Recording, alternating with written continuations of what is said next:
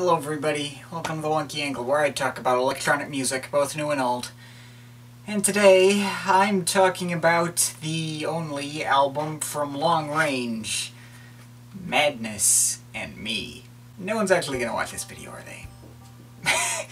People see something like this and think, oh, he's just talking about some random no-name band I've never heard of, surely not worth my time. Perhaps not in quite that overly hammy voice, but despite the fact that this video is part of my Orbital discography review, Long Range is the side project of Phil Hartnoll, and my Orbital reviews have otherwise been doing decently well, so yeah, I don't think a lot of people are going to watch this one as much as I wish they would. But whatever, let's talk about the dynamic between the brothers within Orbital. I mentioned in my previous review of Paul's solo album, The Ideal Condition, which disappointingly didn't do very well either, that I personally believe that Orbital is Paul and Phil Hartnoll, and you don't have Orbital if you remove one of them from the equation, although you can at least come close. Long Range is the best backup I have for that theory. Now, Long Range is obviously not Orbital, or even Phil Hartnoll all by himself. It's Phil Hartnoll and Nick Smith, as well as some production and writing help from other people as well. I'm not too familiar with the work of Nick Smith. To be honest, it looks like this is the highest profile thing he's ever worked on, but he has also done some solo work in the 90s under the name Menace. He did one album called Temporary Insanity, which was some dark, goa-trance, psytrance kind of stuff. It was pretty cool, worth looking into. But I do, in my mind, kind of tend to treat this as a Phil Hartnoll solo work. See, Phil hasn't actually released any material under his own name or purely by his own merit, so this is the best I have to work by, but even so, I can tell from this album that Phil at least pulled his own weight within Orbital, because this album was a lot closer to sounding like Orbital than The Ideal Condition was. Now again, I'm not 100% sure how much Nick Smith played into it, because it doesn't resemble his solo work all that much, or at least what I've heard of it. But it is pretty clear that he is not an indistinguishable replacement for Paul. And I don't necessarily mean that in a bad way, it's just, it's different. Long Range sounds a lot more chill, trippier, also poppier on several tracks, but it does still very much have Orbital fingerprints on it. It's not like a straight trance album or anything like that. It does have that sort of unique and quirky rave style that Orbital are known for, just applied to some much more chill material than usual. Kind of like combining Orbital with, say, Sounds from the Ground. You know, a bit more appealing to my personal tastes. Just a bit. Also, one thing I think this album gets right that The Ideal Condition didn't was that these songs are a lot longer and more well fleshed out. Ideal Condition didn't have any tracks that broke the 6-minute barrier. Meanwhile, Madness and Me has several 7-minute tracks and one 10-minute track. It feels like these tracks got a lot more time to develop and just breathe. Judging from this, I suppose it could be that in Orbital, Paul tended to come up with the ideas to start them off, and then Phil would help them get them fleshed out. But I don't know. Now, the more Orbital-y sound is nice, but how much do I actually enjoy Madness and Me? Well, on one hand, I think the standouts on Ideal Condition are much better than the standouts on here. There's nothing on here that hits me as hard as Haven't We Met Before or For Silence. But this album also doesn't have any bad songs either. It's a lot more consistently good. Whenever I listen to Madness and Me, I don't tend to actually skip tracks, where I do occasionally do that on Ideal Condition. And for what it's worth, there is one track on here that definitely does leave a strong emotional impact on me that comes close to those on the Ideal Condition standouts, and that would be the title track, Madness and Me. This is a truly haunting track here, with mysterious light piano loops and odd percussion patterns, some violins for texture, and of course the emotional singing of Kelly Malone. And atmosphere aside, the song is also infectiously catchy. Few Orbital songs actually get me to sing alongside it like this one does. Saw your impression in a sad and darkened sea. Well, okay, Are We Here can kind of do that too, but point still stands. There are some other poppier tracks here, like Dispel the Clouds, which is probably the lightest and breeziest track associated with the Orbital name. Really smooth, uplifting, one of those songs that's trying to make you feel like you're floating up in the sky or something, but still got a pretty steady groove to it too. Nick Smith handles the vocals himself on this track as well. And he actually isn't that bad at all.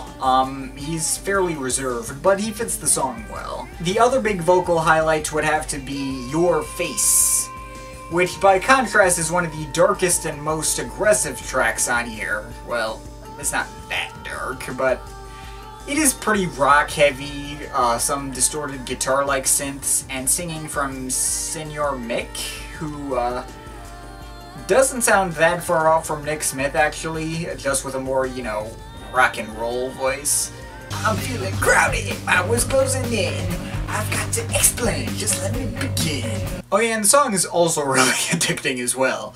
I see your face. The only vocal track that I don't care for as much is Run With the Rain, which features Kelly Malone's vocals again, but isn't even close to as catchy. Still not a bad track, got kind of a darker and more brooding atmosphere to it. And there's also a track called So Long, which replaces the closer Punky on the Japanese version of the album, and that's also kind of got a similar atmosphere in between Your Face and Dispel the Clouds. Rock-heavy and aggressive, but also kind of uplifting as well. It's not a bad track, could work pretty well as an ending, especially since it kind of feels similar in sound to the 8th track, Just One More, would have led into it fairly well, but personally I prefer Punky as the closer just because I'm used to it being there. And with that, let's get into the instrumentals. There are 5, letting Phil and Smith focus on their production talents. Again, there are some better than others, but they're all pretty solid. The opener, Lie Down, definitely does a good job of setting the tone for the album, again with a super chill and laid-back atmosphere that almost kind of remind me of SFTG, but the chopped-up vocals are probably the most notable thing about the track. I've heard some people say this track didn't do much for them because of these chopped-up vocals, and I can see where those people might be coming from, but I don't agree. I think those chopped up patterns make the song a lot more memorable and catchy too. Cause thing is, most of the instrumentals on this album aren't actually that catchy at all. You got stuff like the fast paced and percussive but still atmospheric Which Way Now, or the ambient and minimalistic 3, or the above mentioned closer Punky, which is also more ambient and mysterious sounding. Nice contemplative place to finish off. By the way, it was also co-produced by Steve Price, aka Loops, who used to manage Orbital's official website for quite a while. Now, all these tracks are nice, maybe a little background music-y, but they are all fairly interesting to listen to, so, you know. But just like with the vocal tracks, on the instrumental side, there is one particular big standout, that being the 10-minute track, Just One More. I'm not sure whether this track is better than the title track, depends on my mood. But this is undoubtedly the most Orbital-esque song on the album, with lots of repetitive but catchy synth patterns coming and going, some guitar sounds in the background, and some ambient synths in the background too. It has some quieter moments and some more intense moments, and it is another particularly addicting track, despite going on for 10 minutes and not exactly changing up its sound that often. I could listen to it over and over. Feels like it passes by in 4 or 5 minutes. Also, Hybrid did a remix of this track once, that was pretty cool. Excellent track there. There's a part of me that kinda wishes Paul and Phil would throw in some of their solo tracks in their live sets every now and then. Like, Paul could play some 858 and Phil could play some of this stuff. I think it'd work. Now, as I said, I'm not 100% sure how representative of Phil's style on his own merits this album shows, and perhaps adding to the mystery is the presence of a fairly obscure follow-up EP called Control Me, which is a lot more up-tempo and could fit more easily into, like, Orbital-type live sets. I listened to this EP the other day right after listening to a full Orbital comeback set they posted on Twitter, and actually seemed to fit right in with those tracks. But there is one little problem with this EP though, and it's that it is very forgettable. The title track has some catchy vocals, you wanna make me, you wanna break me, you're gonna hold me, control me. But that's about all I can remember from it at any given moment. The full album may not sound as much like Orbital, but it is still way better. Just a lot more memorable, a lot more fun to listen to, whatever.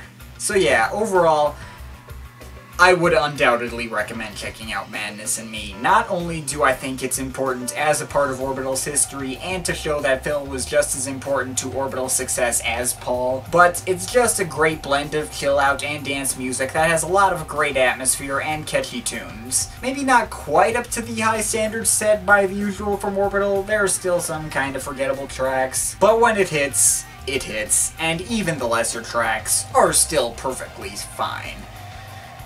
For the minority of you who bothered to watch this review, thank you. And I assure you, this album is absolutely worth your time. Go check it out. I'm overall feeling an 8.3 out of 10. But of course, this is just my opinion. You can feel free to disagree with it, but I'd like to hear your thoughts, so leave the comments in the comment thing down there. But yeah, that's pretty much it. That's all for today. See you next time.